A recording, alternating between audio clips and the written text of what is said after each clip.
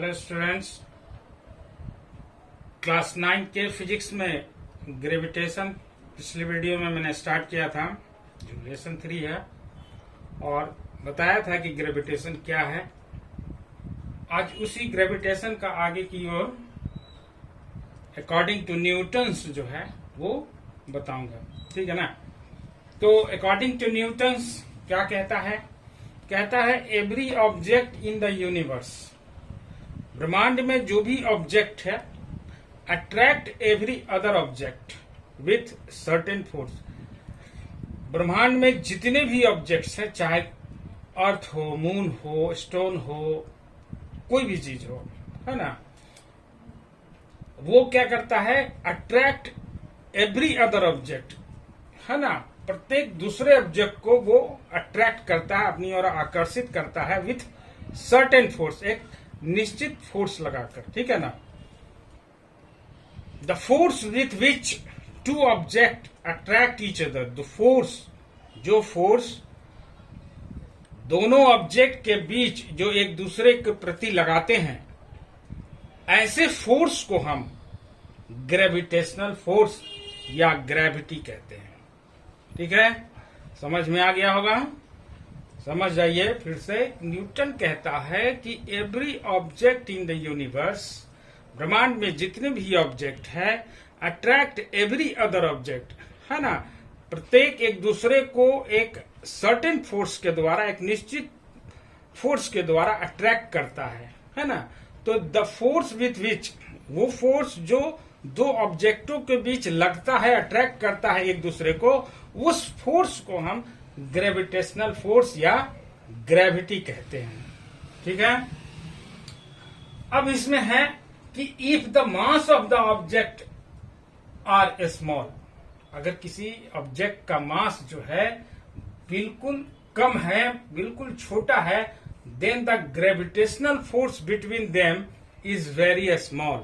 अगर मास कम रहेगा तो उसके बीच ग्रेविटेशनल फोर्स जो होगा वो बिल्कुल वेरी स्मॉल, बिल्कुल छोटा होगा, है ना। तो और दूसरा कहता है if the mass of the object are very big, जैसे earth and moon, very big, mass उसका अर्थ का, मून का ज्यादा है, तो ग्रेविटेशनल फोर्स जो है मून एंड अर्थ यानी between them is very large.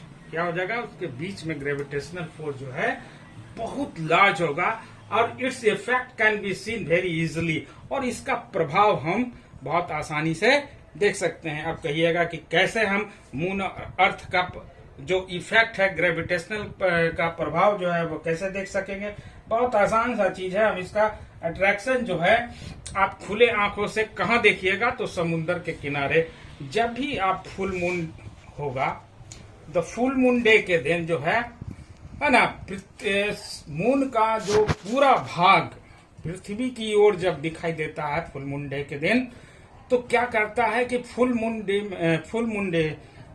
के समय वो फुल मून जो है पृथ्वी को और अर्थ दोनों एक दूसरे को काफी अट्रैक्ट करता है एक दूसरे, जब वो बिल्कुल पूरा बड़ा एकदम गोल सा चांद दिखाई देता है ना। तो पृथ्वी भी अपना अट्रैक्शन पावर लगाता है, मून भी अपना अट्रैक्शन पावर लगाता है। ऐसी स्थिति में क्या होता है कि अब चूंकि मास जो दोनों का, पृथ्वी का मास मून के मास से बहुत ज्यादा है ना, इसके कारण पृथ्वी जो है मून के तरफ नहीं जा पाता है, और मून जो है पृथ्वी के तरफ नहीं आता है, लेकिन इसके बीच में आ जाता है आपको वाटर, जो ओशियन वाटर है। तो ओशियन वाटर में ड्यू टू ग्रेविटेशनल फोर्स या जो फोर्स ऑफ ग्रेविटी है, उसके कारण जो है क्या होता है कि जो फुल मून डे में टाइड्स, बड़े बड़े टाइड्स उठने लगते हैं। तो ये इसका प्रभाव जो है हम खुली आंखों से कब देखेंगे? जब फुल मून डे होगा, उस दिन, जब पूर्णिमा के दिन पूरा चांद पूरा दिखाई देने लगेगा, उस दिन जो है उसका मून का जो है, बाकी दिनों तो क्या है, हाफ दिखाई देता है, फिर कम दिखाई देता है, बहुत कम दिखाई देता है ना, इस तरह से। लेकिन उस समय जो बहुत कम दिखाई देगा चांद, तो उस समय अट्रैक्शन पावर भी कम होता जाएगा। लेकिन जिस दिन फुल मून डे होता है उस दिन पूरे गोल चांद रहता है। ऐसी स्थिति में उसका ग्रेविटेशनल फोर्स पृथ्वी पे बहुत ज्यादा होता है ना। और उसके ग्रेविटेशनल फोर्स बहुत ज्यादा होने के कारण क्या होता है कि समुन्द्र में उठने वाले जो टाइड्स हैं, है ना, ओशियन टाइड्स हैं, वो क्या होता है कि बड़े बड़े लहर उसको खींचता है ऊपर की ओर, और जिसके कारण लहर उत्पन्न होता है। तो ये हम इसका प्रभाव जो है ग्रेविटेशनल फोर्स का हम बहुत आसानी से इजीली वे में we can see this effect of gravitational force. ठीक है, तो इस तरह से हम इसका ग्रेविटेशनल फोर्स बहुत आसानी से देख सकते हैं। लेकिन वेरी स्मॉल जो मास का है, जैसे मान के चलिए कि मेरे पास जो ये कलम है और हम यहाँ कलम रख देते हैं, यहाँ पे डस्टर रख देते हैं। ठीक है, अब ये हम कहेंगे कि यह 1 मीटर मान के चलिए कि दोनों के बीच की दूरी है। तो 1 मीटर हम दोनों के बीच की दूरी अगर रखते हैं, इस चौक का जो वजन कितना होगा, मास कितना होगा, मुश्किल से मान के चलिए कि ये 50 ग्राम का है। ठीक है, और ये मान के चलिए कि 500 ग्राम्स का है डस्टर जो है ना। तो अब ये दोनों के बीच चूंकि ये भी फोर्स लगा रहा है, ऐसी बात नहीं है, और डस्टर भी फोर्स लगा रहा है, लेकिन अब क्या होगा कि दोनों का मास बहुत ही कम है, जिसके कारण जो है इस पे लगने वाला ग्रेविटेशनल फोर्स बहुत ही कम, जो निग्लिजेबल के बराबर होगा, आपको वहां पे दिखाई नहीं पड़ेगा। आपका ऐसा नहीं कहिएगा कि ये खींच रहा है एक दूसरे को, तो जो है डस्टर या चौक, जो मेरे पास ये पेन है, वो जो है मार्कर है, वो इसके ओर मोशन करने लगेगा, इसको ओर खिंचाने लगेगा, ऐसा नहीं है ना। तो ऐसा इसलिए नहीं होगा क्योंकि इसका मास बहुत स्मॉल है ना। तो इस तरह से हम कहते हैं कि यदि मास अगर किसी बॉडी का कम है, वेरी स्मॉल है, तो उस पे gravitational force between them is very small. उसका ग्रेविटेशनल उन दोनों के बीच जो लगेगा वो बहुत ही स्मॉल लगेगा। लेकिन अगर मास of the body is very large, very big, है ना, तो वहां पे ग्रेविटेशनल फोर्स क्या होगा, जो है बहुत ज्यादा होगा, वेरी लार्ज होगा। तो हम ये पॉइंट को नोट कर लेते हैं, क्योंकि ये आप कभी कभी पूछता है, तो उसको हम नोट करेंगे। तो यहां से नोट करेंगे कि if the masses of the object are small then the gravitational force between them is very small. Clear है कि अगर मासेस जो है किसी ऑब्जेक्ट का बहुत स्मॉल है तो उसका ग्रेविटेशनल फोर्स जो है बिटवीन देम वेरी स्मॉल। दूसरा पॉइंट है if the masses of the object are big are very big the gravitational force between them is very large. उसके बीच का जो ग्रेविटेशनल फोर्स है बहुत लार्ज होगा, और its effect can be seen very easily, और इसका जो प्रभाव है बहुत आसानी से हम देख सकते हैं। ठीक है ना, तो इतना पॉइंट हम नोट करेंगे। अब जो है नेक्स्ट पॉइंट है वो हमारा यूनिवर्सल लॉ ऑफ ग्रेविटेशन है। तो नेक्स्ट टॉपिक पर चलेंगे, यूनिवर्सल लॉ ऑफ ग्रेविटेशन। आपका जो है न्यूमेरिकल टाइप का फॉर्मूला वगैरह वो सारा जो है आपको हम लेके चलते हैं।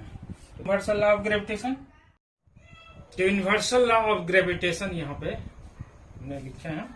यूनिवर्सल लॉ ऑफ ग्रेविटेशन कहता है कि every body in the universe attract every other body. Every body in the universe, universe में जितने भी बॉडी है, अट्रैक्ट एवरी अदर बॉडी, एक दूसरे को जो है अट्रैक्ट करता है विथ ए फोर्स, एक फोर्स के द्वारा, जो पहले हम आपको बता चुके हैं। विच इज डायरेक्टली प्रोपोर्शनल, जो क्या है directly proportional to the product of their masses, उसके मासेज के क्या होता है डायरेक्टली प्रोपोर्शनल होता है, and inversely proportional to the square of their distance. ठीक है ना, तो यूनिवर्सल लॉ ऑफ ग्रेविटेशन जो है वो कहता है कि प्रत्येक बॉडी जो है यूनिवर्स में एक फोर्स के द्वारा एक दूसरे को अट्रैक्ट करता है, और जो डायरेक्टली प्रोपोर्शनल होता है उसके मासेस का, प्रोडक्ट ऑफ मासेस का, एंड इनवर्सली प्रोपोर्शनल होता है स्क्वायर ऑफ देयर डिस्टेंस, है ना। अब मान के चलिए लेट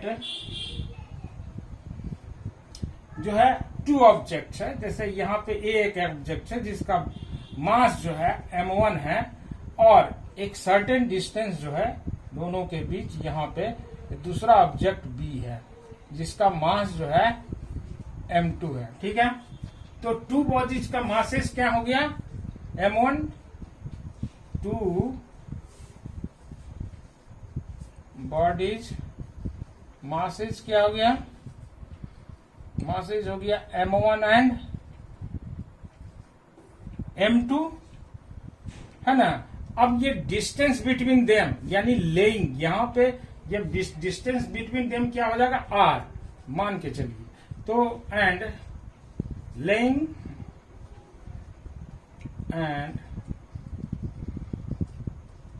लेइंग डिस्टेंस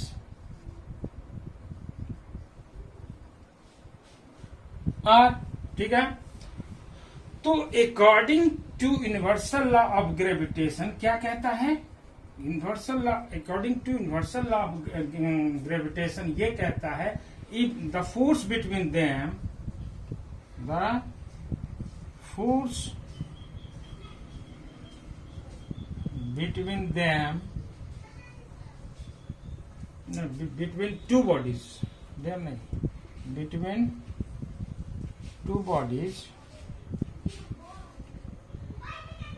ठीक है, इज, टू बॉडीज इज क्या है, directly proportional to the product of their masses, is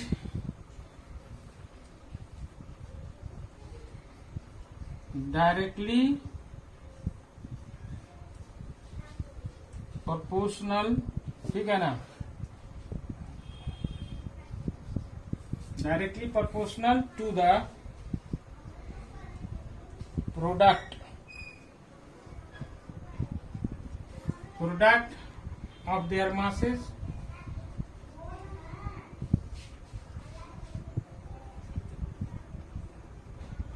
ठीक है।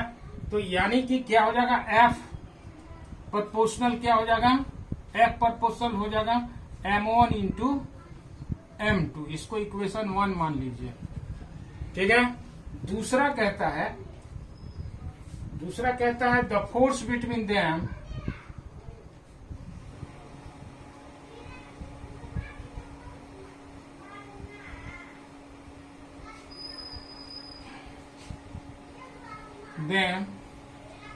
the force between them, the force between two bodies, between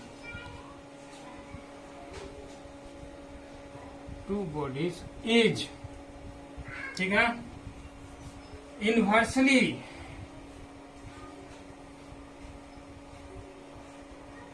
inversely दिया है यहां पे, inversely proportional to the square of their distance, inversely SEL by inversely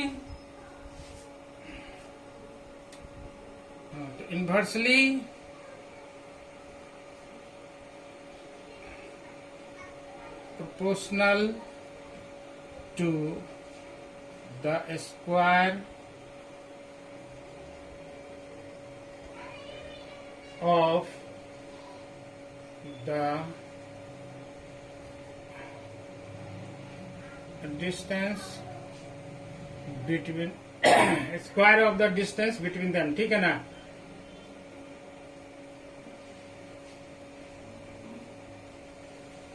clear है।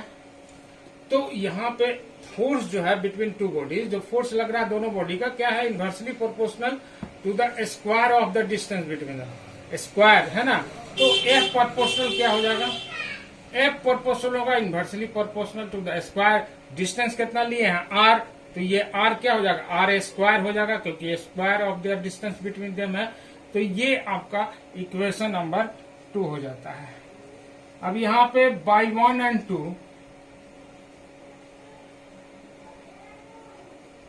1 और 2 दोनों क्या हो जाएगा, F प्रोपोर्शनल, ठीक है ना, दोनों 1 को लेंगे तो F प्रोपोर्शनल क्या हो जाएगा, m1 into m2 upon R square, ठीक है।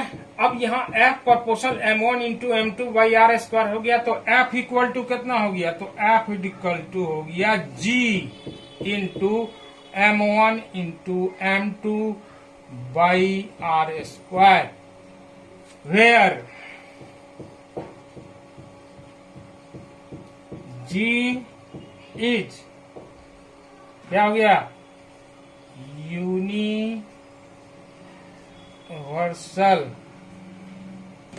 ग्रेविटेशनल कांस्टेंट, ठीक है ना।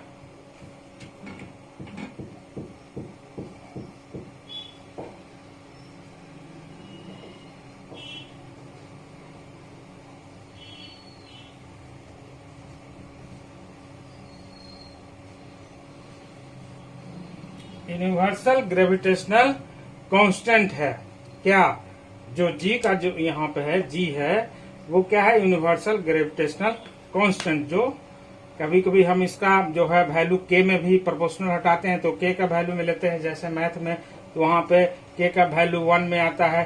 तो यहाँ पे उसी तरीके से यहाँ पे हम जी का वैल्यू जी जो है यहाँ पे लेंगे, प्रोपोर्शनल हटाएंगे तो जी चूंकि क्या है, जी है यूनिवर्सल ग्रेविटेशनल कांस्टेंट है यहाँ पे, ठीक है ना। तो यहाँ पे जी का वैल्यू क्या होगा, तो जी का वैल्यू जो है आगे निकाला गया है वो है 6.67 इंटू 10 टू द पावर -11।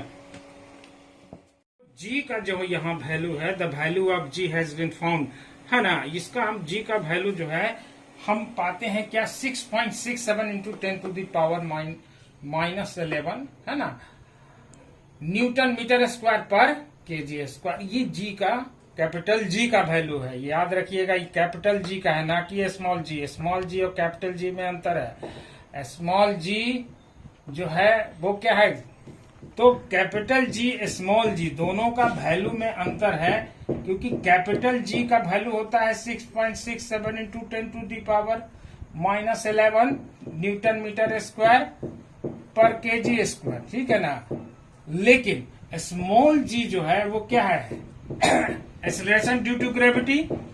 तो एक्सेलरेशन ड्यू टू ग्रेविटी ये कितना है, ये भी अट्रैक्शन पावर है, तो एक्सेलरेशन ये अर्थ का है, कितना है 9.8 मीटर पर सेकेंड स्क्वायर। तो ये स्मॉल जी 9.8 मीटर पर सेकेंड स्क्वायर हो गया, तो ये अर्थ का ग्रेविटेशनल फोर्स है 9.8 मीटर पर सेकेंड। तो दोनों में डिफरेंस है, याद रखिएगा। तो कैपिटल जी जो है क्या है, यूनिवर्सल ग्रेविटेशनल कांस्टेंट, और इसका वैल्यू होता है 6.67 into 10 to the power -11 newton metre square पर केजी स्क्वायर, ठीक है ना।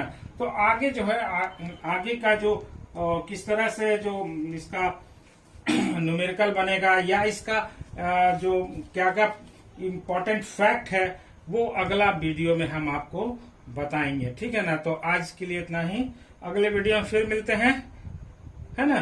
तो धन्यवाद, थैंक यू।